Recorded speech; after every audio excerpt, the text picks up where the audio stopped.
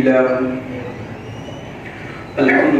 نحمده ونستعينه ونستغفره ونؤمن به ونتوكل عليه ونعوذ بالله من شرور أنفسنا ومن سيئات أعمالنا من يهده الله فلا مضل له ومن يضلله فلا هادي له ونشهد أن لا إله إلا الله ونشهد أن سيدنا وسندنا ومولانا محمدا عبده ورسوله أعوذ بالله من الشيطان الرجيم بسم الله الرحمن الرحيم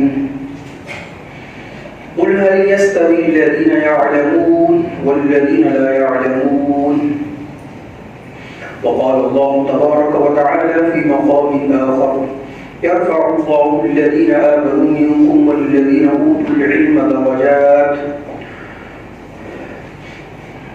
عن معاوية رضي الله تعالى عنه قال قال رسول الله صلى الله عليه وسلم من يرد الله به خيرا يفقهه في الدين أو كما قال عليه الصلاة والسلام صدق الله العظيم وصدق رسوله النبي الكريم ونحن على ذلك لمن الشاهدين والشاكرين والحمد لله رب العالمين. عقیدت سے محبت سے دور بات پڑھ رہے ہیں.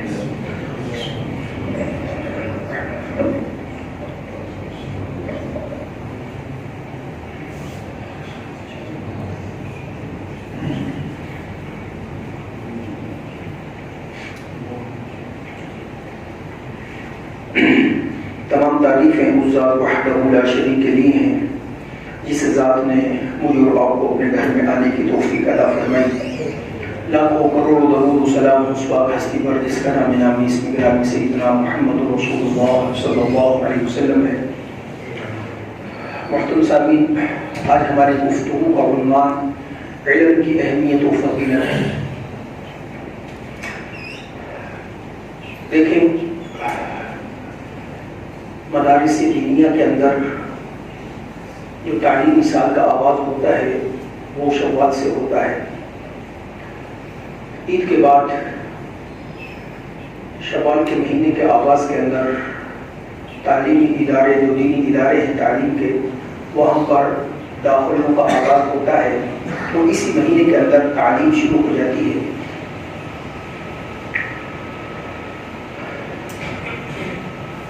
ہم من حیث القوم ہمیں دنیاوی علوم جو فنون ہیں ان میں مہارت حاصل ہے، لیکن جو بیسک بنیادی دینی علوم ہیں ان سے ہم ناواقف ہیں. ہمیں انٹرنیٹ سے لے کر موبائل اور ٹیکنالوجی جدید جو ہے سب کا علم ہے. ملکی اور بین الاقوامی علوم کا علم ہے. حالات حاضرہ پر کافی مضبوط گرفت رکھتے ہیں، لیکن نہیں علم تو اللہ الصمد کا علم نہیں علم تو سبحان ربی الاعلی ہم پڑھتے ہیں، اس کا معنی اور مطلب معلوم نہیں. سبحان ربی العظیم پڑھتے ہیں، کیا کہہ رہے ہیں معلوم نہیں. التحیات للہ والصلوات والطیبات کیا کہہ رہے ہیں معلوم نہیں. میرے عزیز دوستو، علم دو قسم کا ہے. ایک علم فرض ہے، اتنا علم حاصل کرنا کہ 24 گھنٹے کی زندگی انسان شریعت کے مطابق گزار سکے. اتنا علم ہر مرد اور عورت پر حاصل کرنا فرض ہے کہ کیا ناپاکی ہے، کیا پاکی ہے، کیا حلال ہے، کیا حرام ہے. اور ان چیزوں سے اگر میں اس کو کروں گا تو میرے اوپر جرم اور چٹی عائد ہو جائے گی، لازم ہو جائے گی. مثال کے طور پر لوگ عمرے کے لیے جاتے ہیں، حج کے لیے جاتے ہیں، لیکن علم حاصل نہیں کرتے. اب ان کے اوپر جرمانہ عائد ہو جاتا ہے. قانون کی پامالی کی وجہ سے معلوم نہیں ہوتا، اسی طرح واپس آ جاتے ہیں. اب حکم یہ ہے کہ اگر کوئی جرم کیا ہے آپ وہیں پر اس جرم کی بدلے میں کیا کریں گے؟ ایک بکری ذبح کریں گے، وہیں پر لے کر وہیں پر ذبح کر کر مکہ کے مساکین پر اس کو تقسیم کرنا لازم ہے. تو یہ فرض علم ضروری ہے. ایک ہے فرض کفایہ. وہ اگر کسی علاقے میں مکان پر اور جگہ پر ایک عالم ہے جس سے انسان اپنے ضروریات زندگی کے مسائل دریافت کرتے ہیں تو وہ کافی ہو جائے گا. اگر ایک بھی نہیں تو پھر ضروری ہے کہ کوئی نہ کوئی اس سے زیادہ کرنا اور ہونا بھی چاہیے کہ انسان اپنے لیے ذخیرہ آخرت بنائے, اپنے بچوں کو ایسا علم تو ضرور حاصل کرے نہ کوائے جو علم ہمارے اس دنیا کے اندر بھی کام آئے, آخرت کے اندر بھی کام آئے. ٹھیک ہے, فنون سے کوئی بھی خلاف نہیں فنون کے, کہ آپ جو ہے سائنس اور ٹیکنالوجی کے علوم حاصل نہ کریں, فنون حاصل نہ کریں, اس سے کوئی بھی خلاف نہیں, حاصل کرنے چاہیے, لیکن ان کو علم بھی حاصل کرنے کی طرف رغبت ترغیب دلانی چاہیے بچوں کو. کیوں؟ کبھی بھی آپ نے کبھی سنا ہو, کہیں پر سنا ہو کہ کوئی شخص فوت ہو گیا, میت موجود ہے یا دفنا چکے, کسی نے کہا ہو کہ بھائی کیمسٹری, بیالوجی, جو بھی علاقائی فنون ہیں جتنے بھی, ان کو پڑھ کر اس کے لیے سابق ثواب کر دیا جائے.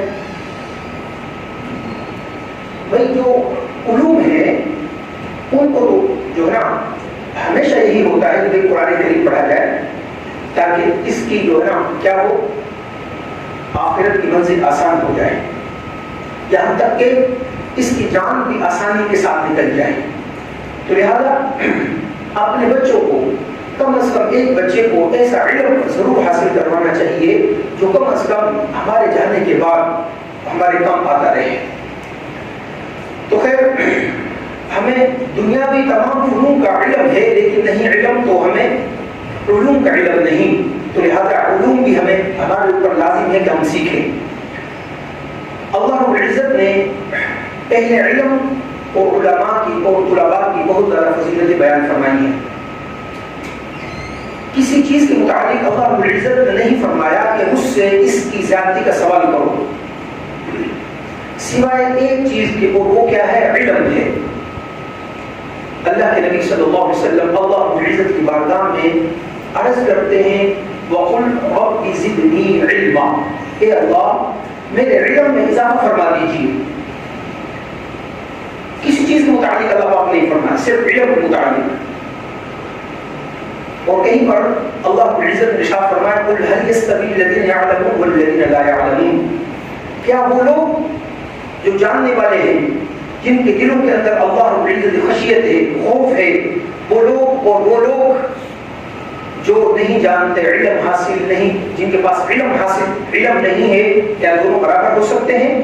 یہ استفہام انکاری ہے, بمانی نہیں, کیا دونوں برابر نہیں ہو سکتے.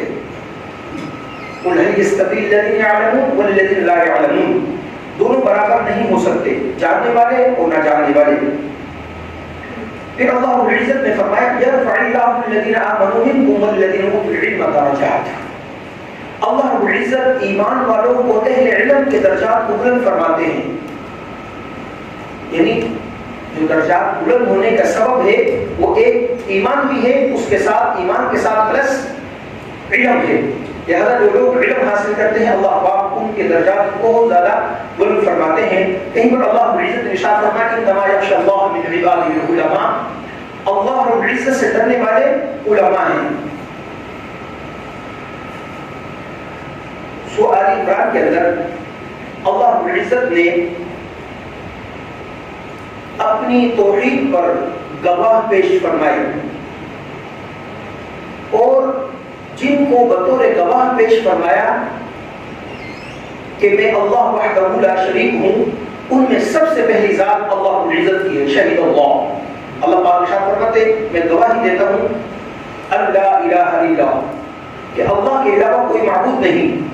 اب دیکھیں, آسمانوں میں اس مخلوق کو گواہ بنایا وہ کیا ہے, وہ فرشتے ہیں, کہ فرشتے بھی اس بات پر گواہی دیتے ہیں کہ اللہ رب العزت کی ذات کے علاوہ کوئی الہ نہیں, کوئی معبود برحق نہیں سوائے اللہ رب العزت کے. اب جو زمین پر مخلوق ہے ان میں سے اللہ رب العزت نے کس کو چنا؟ تمام مخلوقات میں سے حضرت انسان کو چنا. پھر حضرت انسان کے ساتھ تمام انسانوں کو نہیں، مسلمانوں کو چنا، پھر صرف مسلمانوں کو نہیں، ان میں سے بھی بعض کو تخصیص کیا، خاص کیا، اور وہ بعض کون ہیں؟ وہ علماء ہیں کہ فرشتے اللہ رب العزت خود اس بات پر گواہی دے رہے ہیں کہ اللہ کے علاوہ کوئی معبود نہیں. اللہ کے فرشتے اس بات پر گواہی دے رہے ہیں کہ اللہ کے علاوہ کوئی معبود نہیں. اور زمینی مخلوقات میں سے انسانوں کو انسانوں میں سے، مسلمانوں کو مسلمانوں میں سے اہل علم کو چنا تو اس بات پر گواہی دے رہے ہیں کہ اللہ کے علاوہ کوئی معبود برحق نہیں. شہد اللہ انہ لا الہ الا ہو والملائکہ واولو العلم، اہل علم کو اللہ رب العزت نے چنا. اب اس وقت توحید ہو گئی، دوسرا نمبر رسالت کا ہے. رسالت کی اصلاحات کے لیے ضرورت پڑی تو اللہ رب العزت نے پھر فرمایا قل کفی باللہ شہیدا بینی و بینکم، کہ میں کافی ہوں تمہارے اور ان کے درمیان گواہ کے اعتبار سے. میں گواہی دے رہا ہوں کہ محمد صلی اللہ علیہ وسلم اللہ کے آخری رسول اور پیغمبر ہیں. اور کن کو بنایا؟ وَمَنْ عِنْدَهُ عِلْمُ الْكِتَابِ. اللہ اکبر. اس بات پر گواہی کہ محمد صلی اللہ علیہ وسلم اللہ کے آخری رسول اور پیغمبر ہیں، اللہ رب العزت نے خود گواہی دی. اور دوسرا گواہ کس کو بنایا؟ وَمَنْ عِنْدَهُ عِلْمُ الْكِتَابِ، جن کو کتاب کا علم دیا گیا ان کو گواہ بنایا. میرے عزیز دوستو، اس لیے علم کا حصول اور دینی علم کا حصول یہ کوئی معمولی بات نہیں، بہت بڑے درجے کی بات ہے، بہت بڑی فضیلت کی بات ہے. اس لیے سیدنا معاویہ رضی اللہ تعالی عنہ روایت کرتے ہیں سرکار دو عالم صلی اللہ علیہ وسلم نے ارشاد فرمایا کہ من یرید اللہ بہ خیرا یفقہہ فی الدین. اللہ رب العزت جس کے ساتھ بھلائی کا ارادہ فرماتے ہیں نا، اس کو دین کی سمجھ بوجھ عطا فرماتے ہیں. کہیں پر ارشاد فرمایا، ایک روایت کے اندر ارشاد فرمایا کہ اللہ رب العزت جس کے ساتھ بھلائی کا ارادہ فرماتے ہیں اس کو تین چیزیں عنایت فرماتے ہیں. پہلی چیز دین کی سمجھ، دوسری چیز فرمایا دنیا سے بیزاری. اللہ اکبر. جس کے ساتھ اللہ رب العزت بھلائی کا ارادہ فرماتے ہیں، پہلی چیز اس کو کیا فرماتے ہیں؟ دین کی سمجھ. دوسری چیز دنیا سے بیزار ہو جاتا ہے. ایک روایت کے اندر آیا ہے کہ یہ دنیا جو ہے نا، یہ دنیا کی وجہ سے پہلی امتوں میں بہت سارے فتنے تھے. اس امت کا فتنہ مال ہے. تو ظاہر سی بات ہے انسان دنیا میں لگ کر مال کماتا ہے حلال اور حرام کی تمیز کیے بغیر، پھر آگے سلسلہ شروع ہوتا ہے. تو خیر بھلائی کا اللہ رب العزت جس کے ساتھ ارادہ فرماتے ہیں، دین کی سمجھ عطا فرماتے ہیں اور دنیا سے وہ بیزار ہو جاتا ہے. ٹھیک ہے، اتنی دنیا اصول اس کا ہو کہ انسان کسی کا محتاج نہ ہو، لیکن اتنا اپنے اوپر بوجھ ڈال لینا کہ کسی کے لیے انسان کمائے، خود اس کا کیا بنے؟ گارڈ، تو محافظ بن کر رہے. اس طرح اس کو پسند نہیں کیا گیا. تیسری چیز فرمایا کہ جو شخص اپنے عیوب پر نظر ڈالتا ہے اللہ رب العزت اس سے بھلائی اور خیر عطا فرماتے ہیں. آج علمیہ برعکس ہے کہ ہم دنیا کے اندر اتنے مگن ہو گئے ہیں کہ آخرت سے غافل ہو گئے ہیں، اور وہاں کی بیماری ہمارے اندر جو ہے نا بیٹھ چکی ہے کہ موت کو ہم نہ پسند کرتے ہیں، دنیا کو پسند کرتے ہیں. ایک روایت کے اندر آیا ہے اللہ کے نبی صلی اللہ علیہ وسلم نے ارشاد فرمایا کہ انسان ظاہری طور پر علامات کے اعتبار سے، عمر کے اعتبار سے بوڑھا ہو جاتا ہے. بال بھی سفید آ گئے، منہ کے دانت بھی گر گئے، اور ہاتھوں میں پاؤں کے اندر ضعف بھی آ گیا وغیرہ وغیرہ. دماغ بھی کمزور ہو گیا، بینائی بھی جاتی رہی. لیکن دو چیزیں اس کے اندر جوان ہو جاتی ہیں، ایک دنیا کی محبت اور دوسری لمبی عمر. دنیا چاہتا ہے مزید آتی رہے، مزید آتی رہے، میں مال یہ بھی جمع کر لوں، یہ بھی جمع کر لوں. یہ دو چیزیں. تو تیسری بات یہ ہے کہ ہم دوسروں کے عیوب پر تو نظر ڈالتے ہیں. اس مخاطب کے اندر ایک عیب ہے تو ہماری آنکھوں میں وہ کھٹکتا رہتا ہے کہ اس کے اندر ایک عیب کیوں ہے. میرے اندر اگر 101 عیب ہیں تو ہمیں 100 عیب نظر نہیں آتے. لہذا ہمیشہ انسان کو اپنے عیوب پر نظر ڈالنی چاہیے. جس وقت انسان اپنے عیبوں پر نظر ڈالتا ہے تو اس کو کیا ہوتا ہے, ان عیبوں سے ہٹنے کی توفیق ہوتی ہے. اگر انسان یہ سمجھے کہ میں تو کامل ہوں, بس دوسرے کے اندر خامیاں ہیں, تو پھر اس کو توبہ کی توفیق نہیں ہوتی, پھر وہ اپنے عیوب کو ختم نہیں کر سکتا. لہذا کوشش کرنی چاہیے کہ انسان اپنے عیوب پر نظر ڈالے. ابن مسعود رضی اللہ تعالی عنہ بیان کرتے ہیں, سرکار دو عالم صلی اللہ علیہ وسلم نے ارشاد فرمایا, حسد دو چیزوں کے علاوہ کسی میں جائز نہیں ہے. ایک, اللہ رب العزت نے کسی کو مال دیا ہو, وہ مال اللہ رب العزت کے راستے میں خرچ کرتا ہو. مال دیا ہے اللہ رب العزت نے, لیکن حق کے راستے پر خرچ کرتا ہے. عموماً اس طرح نہیں ہوتا. عموماً فسق و فجور کے کاموں میں بہت زیادہ انسان بے دریغ مال استعمال خرچ کرتا ہے, لیکن جس وقت کہیں سے تقاضا آ جائے, مسجد بن رہی ہے, مدرسہ بن رہا ہے, یا غرباء فقراء اور اسی طرح مساکین یا محتاجوں کے لیے ضرورت ہے, یا اسی طرح بیووں کی ضرورت ہے, تو وہاں پر انسان اپنے ہاتھوں کو روک لیتا ہے. پر ایسا شخص نہیں جس کو اللہ رب العزت نے مال دیا ہے, وہ اللہ کے راستے میں مال خرچ کر رہا ہے, حق کے راستے پر, ناحق طور پر نہیں, فضول خرچی نہیں. اور دوسرا فرمایا, جس کو علم دیا گیا وہ اس علم کے مطابق فیصلے کر رہا ہے. اب یہاں پر علماء محدثین فرماتے ہیں, یہاں پر حسد غیبتہ کے معنی میں ہے. حسد تو ناجائز ہے ہر صورت میں, ہر صورت حسد ناجائز ہے. حسد کا معنی کیا ہے؟ حسد کا معنی یہ ہے کہ مخاطب کے پاس کوئی چیز ہے, زید عمر بکر, میرے دل کے اندر یہ بات پیدا ہوئی کہ جو مخاطب ہے اس سے یہ چیز ظاہر ہو جائے, ختم ہو جائے, ہلاک ہو جائے, خواہ میرے پاس آئے یا نہ آئے. یہ میرے دل کے اندر جو ہے نا ایک قبیح بیماری پیدا ہو چکی ہے, اور یہ الامان والحفیظ اب عام سی ہوتی چلی جا رہی ہے. ہم دوسروں کی نعمتوں کو دیکھ کر ہمیں ہضم نہیں ہوتا. یہ روحانی طور پر آپ یہ سمجھے کینسر کا کام کر رہی ہے. جسمانی طور پر تو ہم ذرا سی جو ہے نا کوئی بیماری لاحق ہو تو فوراً آگاہ ہو جاتے ہیں اور ہمارے کان بھی کھڑے ہو جاتے ہیں کہ جسمانی طور پر ہمیں یہ مرض لاحق ہو گیا ہے, لہذا اس کا علاج ضروری ہے, ورنہ یہ پورے جسم کو فاسد کر دے گا. لیکن روحانی طور پر جو روحانی امراض ہیں ان کی طرف عموماً عام طور پر اجتماعی طور پر ہم توجہ نہیں دیتے, حالانکہ اس کی وجہ سے روح بھی بالکل بیمار ہو جاتی ہے. پھر انسان کے سامنے خواہ برائی ہو رہی ہو یا اچھائی ہو رہی ہو, انسان کے کان پر جوں تک نہیں ریگتی. اگر روح زندہ ہو, جاندار ہو, مضبوط ہو, تو جب نواحی کے کام ہو رہے ہوں انسان فوراً جو ہے نا چوکنا ہو جاتا ہے کہ یہ اللہ کے اوامر کو کیوں توڑا جا رہا ہے. تو خیر, حسد کیا ہے کہ مخاطب سے وہ چیز ظاہر ہو جائے. غیبتہ کیا ہے؟ دل کے اندر یہ تمنا کرنا, یہ آرزو کرنا کہ مخاطب کے پاس جو چیز ہے, اے باری تعالیٰ یہ نعمت جو آپ نے اس کو عطا فرمائی ہے, یہ نعمت آپ مجھے بھی عطا فرما دیں.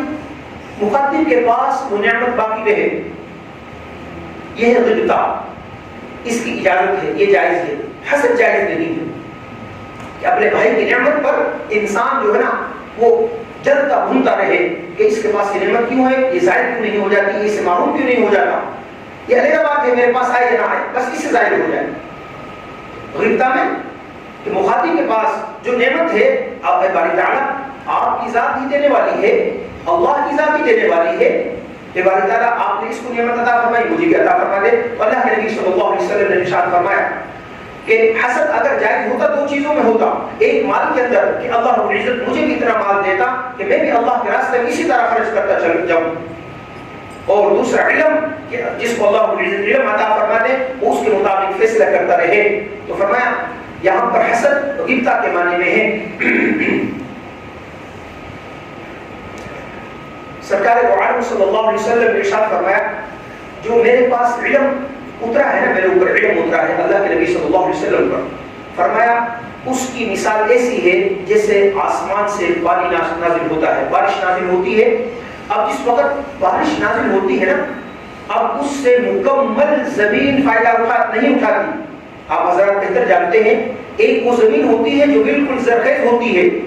جس وقت وہ زمین کے اوپر پانی پڑتا ہے، وہ زرخیز زمین اس کو اپنے اندر جذب کر لیتی ہے، غلہ اگاتی ہے، اناج، ترکاریاں وغیرہ وغیرہ. اس پانی اس پر نازل ہوا، زمین نافع تھی، نفع دینے والی تھی، اپنے اندر جذب کیا، وہ نفع دیا غلہ ترکاریوں کی صورت میں. اسی طرح فرمایا جو علم میرے اوپر نازل ہوا ہے، یہ لوگوں کے، اس کی مثال بھی بارش کی طرح ہے. یہ نور ہے، دلوں کے، لوگوں کے دلوں کے اوپر نازل ہوگی. تو بعض دل ایسے ہیں جو بالکل کیا ہے، زرخیز ہیں. وہاں پر جس وقت یہ علم نہ آئے گا تو کیا ہوگا، اس نور کو ان کے دلوں کی زمین قبول کر لے گی. پھر اس سے وہ خود بھی فائدہ حاصل کریں گے اور دوسروں کو بھی فائدہ پہنچائیں گے. علم حاصل کر کر انسان خود بھی فائدہ حاصل کرتا ہے، اس کے مطابق زندگی گزارتا ہے اور دوسروں کو بھی علم کی طرف بلاتا ہے، علم کے مطابق ان کو تعلیم دیتا ہے، وہ لوگ بھی فائدہ حاصل کرتے ہیں. فرمایا دوسری قسم زمین کی وہ کیا ہے کہ بارش کا پانی نازل ہوتا ہے، لیکن وہ زمین ایسی ہوتی ہے بالکل ناکارہ ہوتی ہے، بالکل ناکارہ ہوتی ہے. پانی کھڑا رہتا ہے اور پانی بھی پی جاتی ہے اور زمین کچھ چیز بھی نہیں نکالتی، بالکل شور کر لگا. اسی طرح یہ جو میرے اوپر علم نازل ہوا ہے، یہ بھی اسی طرح ہے کہ بعض لوگوں پر یہ علم ان کے دلوں پر نازل ہوگا، لیکن نہ خود فائدہ حاصل کریں گے نہ دوسروں کو فائدہ پہنچائیں گے.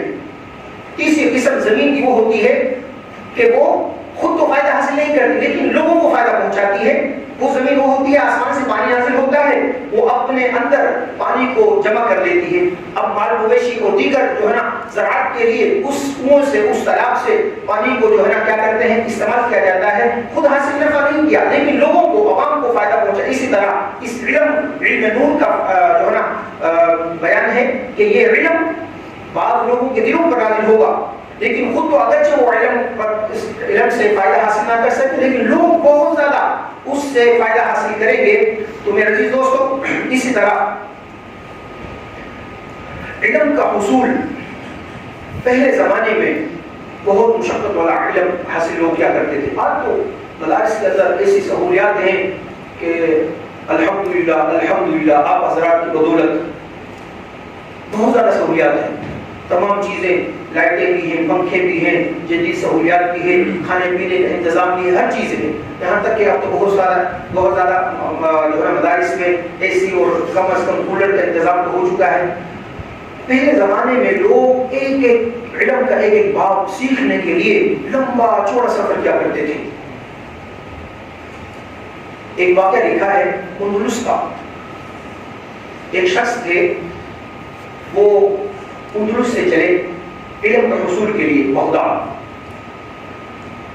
اب جس وقت وہاں سے وہ چلے تو راستے میں دریا اور جو ہے نا سمندر لگتا تھا.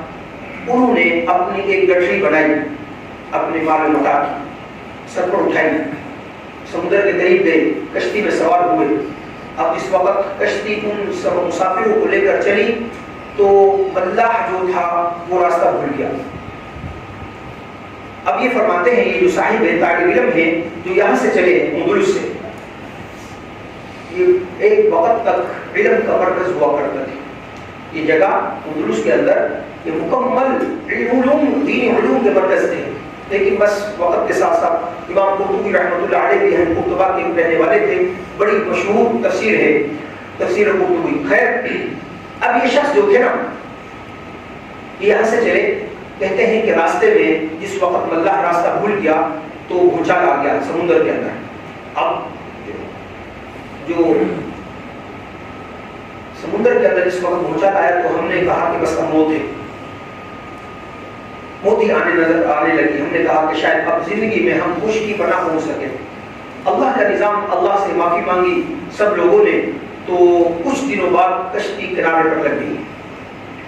اب یہاں سے یہ شخص جس وقت کشتی کنارے پر لگی تو نیچے اترے، پوچھا کہ بھائی یہاں سے بغداد کتنا دور ہے؟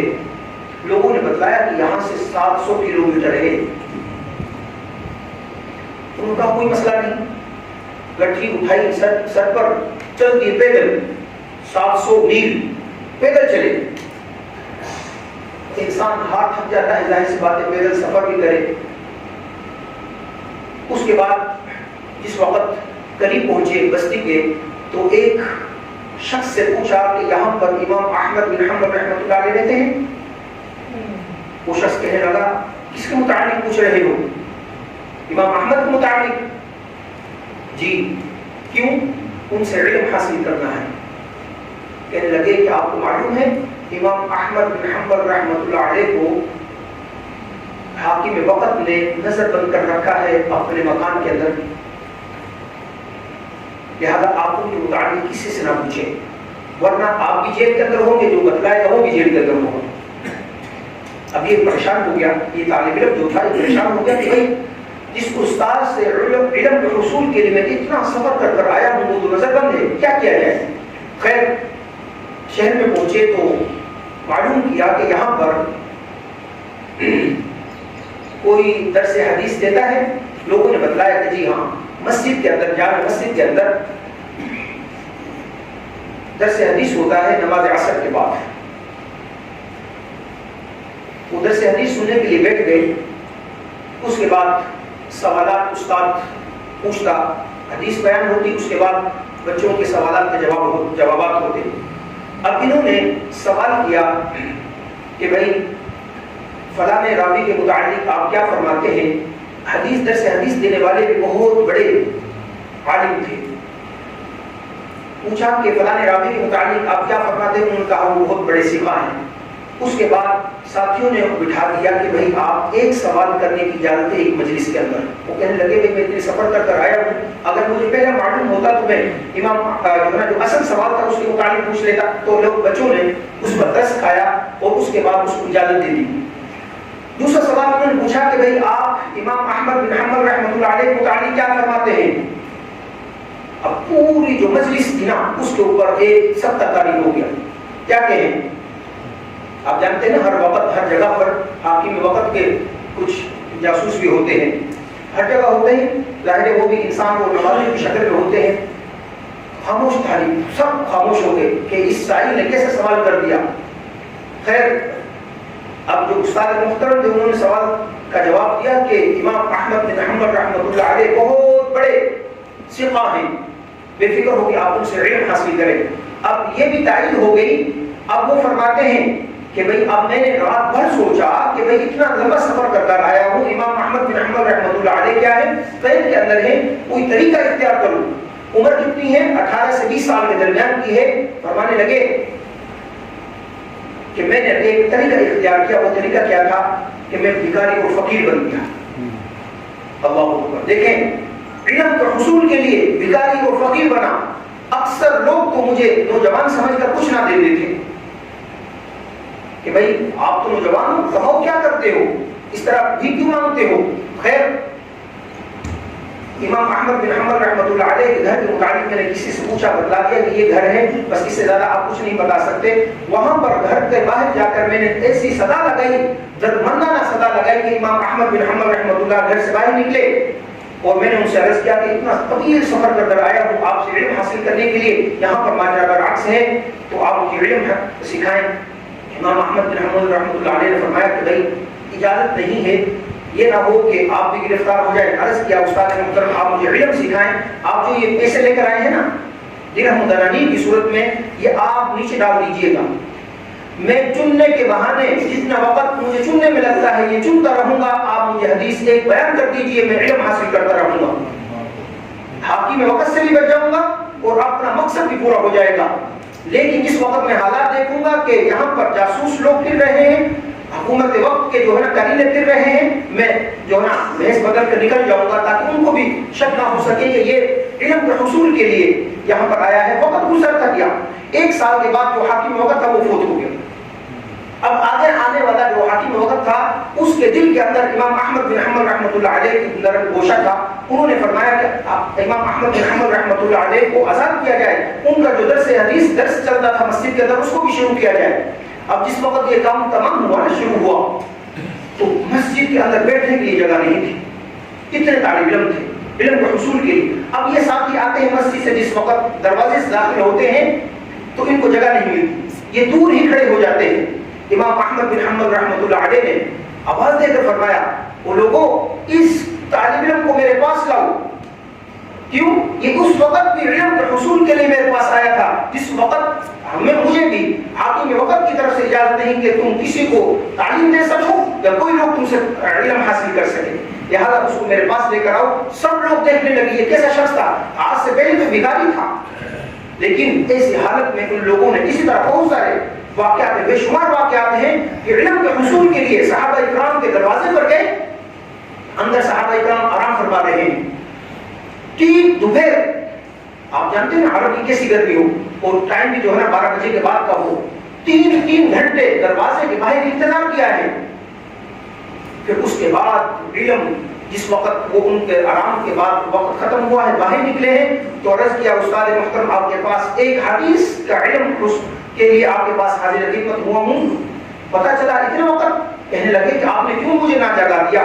تو عرض کیا کہ نہیں، طالب علم کی مجال نہیں کہ استاد کو تکلیف دے.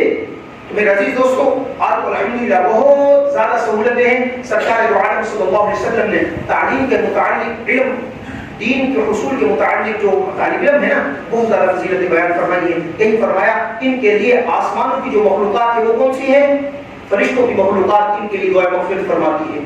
کہیں فرماتا اللہ، فرمایا سرکار دو عالم صلی اللہ علیہ وسلم نے اللہ عزت ان پر رحمت کی نظر ڈالتے ہیں اور رحمت کا نزول فرماتے ہیں. کہیں فرمایا زمین کی جتنی بھی مخلوقات ہیں، تمام ان کے لیے دعائیں مغفرت کرتی، استغفار کرتی ہے. کہیں پر فرمایا اللہ کے رحمت کے فرشتے ان کے اعزاز اکرام میں اپنے فرشتے پر تک بھیجا دیتے ہیں.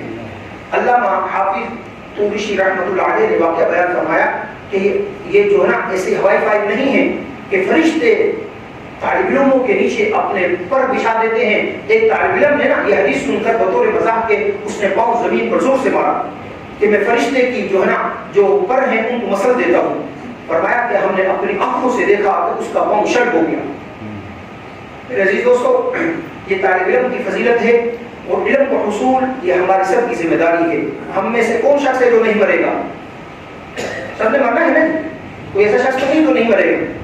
ظاہر سی بات ہے جب ہم نے مرنا ہے تو کوشش تو یہ ہونی چاہیے کہ مرنے سے پہلے مرنے کی تیاری بھی ہو. یعنی جو کام آخرت میں آنے والے ہیں، خبر میں جو ابھی سوالات جوابات ہونے والے کام خود بھی کریں، اور کم از کم اپنے بچوں کو بھی ان کاموں کی طرف ہم لگائیں، ان کو کم از کم دین کی تعلیم حاصل کروائیں. اللہ کے نبی صلی اللہ علیہ وسلم کا فرمان ہے کہ انسان جس وقت مر جاتا ہے نا، تمام اعمال سے منقطع ہو جاتے سوائے 3 چیزوں کے. ایک ان میں نیک اولاد بھی ہے جو اس کے لیے دعائیں مغفرت کرتی رہے گی. علماء محدثین یہاں پر بیان فرمایا ہے اس حدیث کے تحت اگرچہ اولاد اپنی ماں باپ کے لیے دعائیں مغفرت نہ بھی کرے، اگر وہ نیک عمل کرتی ہے تب بھی اس کے کھاتے میں اس کا ثواب پہنچتا رہے گا. لہٰذا میرے عزیز دوستوں، میں یہاں یہ بات ہر جگہ پر عرض کرتا ہوں. ایک ساتھی ہمارے یہاں پر دور سے آتے ہیں، انہوں نے بڑی پیاری بات کی، دل کو لگی، اور اس وقت سے میں ہمیشہ یہ جگہ بات عرض کرتا ہوں. فرمانے لگے کہ میرے والد محترم کو فوت ہوئے 13 سال بیت گئے. 13 سال عالم ہیں، والد صاحب کے عالم تھے. کہنے لگے کہ 13 سال میں کوئی دن ایسا نہیں گزرا مجھے یاد ہو، غمی کا ہو خوشی کا ہو، کہ جس دن میں نے اپنے والد محترم کے لیے عمومی نہیں، عمومی دعا تو سب کرتے ہیں، اجتماعی طور پر سب دعا کرتے ہیں، خصوصی 20 منٹ نکال کر اپنے والدین کے لیے دعا نہ کی. ہمیشہ ہر روز ڈیلی میں دعا کرتا ہوں. تو میرے عزیز دوستو، اس لیے اللہ کے نبی صلی اللہ علیہ وسلم نے ارشاد فرمایا تب آپ قبر میں لیٹے ہوں گے، آپ نے جو علم حاصل کیا ہے نا، دین کا علم آپ نے جتنے لوگوں کو پڑھایا ہے وہ آگے سلسلہ چلتا رہے گا، آپ کے ثواب کھاتا جاری رہے گا. اس لیے اگر ہم خود حاصل نہ کر سکے، ویسے کوئی عمر نہیں ہے علم کا حصول کے لیے، کوئی علم نہیں، کوئی عمر نہیں ہے. جب آپ حاصل کرنا چاہتے ہیں کر سکتے ہیں. بے شمار واقعات ہیں. 70 سال کے بعدوں نے، عورتوں نے، 60 سال کی عورتوں نے قرآن پاک حفظ کیا ہے. یہ قرآن کریم کا معجزہ ہے. اور الحمدللہ ابھی بھی بہت سارے مدارس میں اس وقت امتحانات ہوتے ہیں بے شمار. ریٹائرمنٹ کے بعد، ظاہر سی بات 60 سال کے بعد ریٹائرمنٹ ہوتی، اس کے بعد 8 سال مکمل دین حاصل کرتے ہیں. اور الحمدللہ اس لیے آپ کوشش کریں, کم از کم نہیں ہو سکتا تو اپنے بچوں کو ضرور عالم حافظ بنائیں. ان شاء اللہ کوشش کریں گے نہیں. اللہ عز و جل اللہ پاک مجھے اور آپ کو دین کے علم کو حصول کے لیے قبول فرمائے. آمین. وما علینا الا البلاغ.